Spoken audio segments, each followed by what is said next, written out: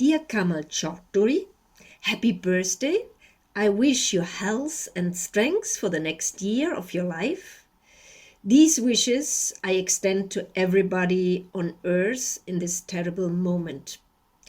I feel very pleased that Masood Uzzaman invited me to comment on your poetry because it made me discover an extraordinary poet. The more I read of the selected poems Masood sent me, the more I got involved. Kamal's way of putting social engagement together with the beauty of words is intriguing. He creates images that speak about a deep relationship with nature, but he uses them to express very concrete thoughts about the social conditions, the history of his country Bangladesh, which is a very young entity on the geographical map and shaken by big challenges. One of the strong metaphors Kamal uses is the path, which does not only appear in the book titled The Path, but in many other poems. A path means walking, moving towards something. The paths in Kamal's poetry are taken in the jungle, in inaccessible late nights, among sounds of quick steps breaking branch and bush, or at the beach, where we keep on walking, at times in circles, at times along the median.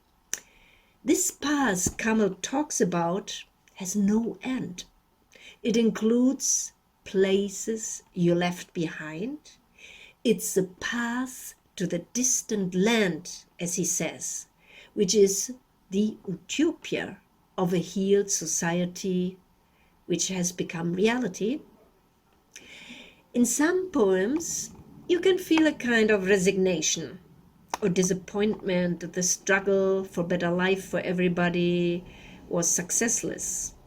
In the poetry of freedom and revolution, we can read sentences like, "Today our revolutions are dreamless, our freedoms are without desire."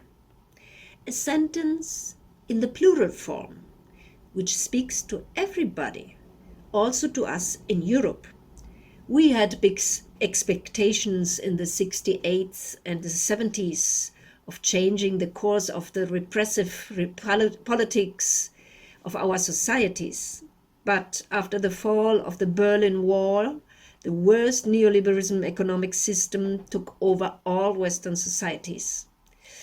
But this setback doesn't stop a poet like Kamal, because he doesn't feel alone. As he says, there is the one who sits by me in the dark of sleepless nights is a dear brother.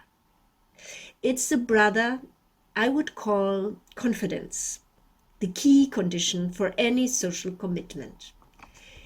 In another poem, there are three men walking on the biting cold beach, drenched in mist. They were with each other as witnesses. We walk over the shimmering sand. In my interpretation, the third man is poetry.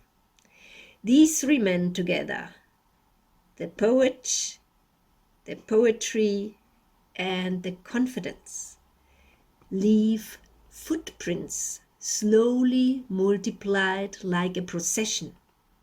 And as Kamal writes, rebellion is sown in the soil.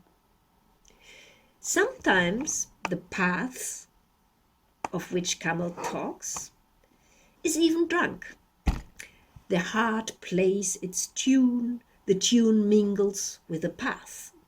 The path becomes a part of our daily life when you work as an artist, but sometimes you just need a little rest from all these commitments.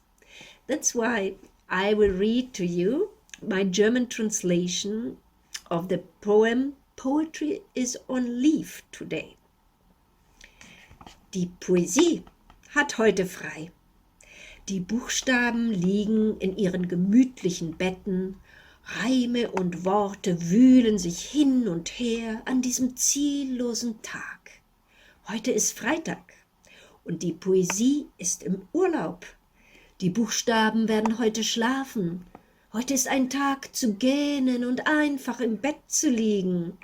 Sie sind müde nach den schlaflosen Nächten. Wie Arbeiter am Ende der Woche brauchen sie einen Ruhetag.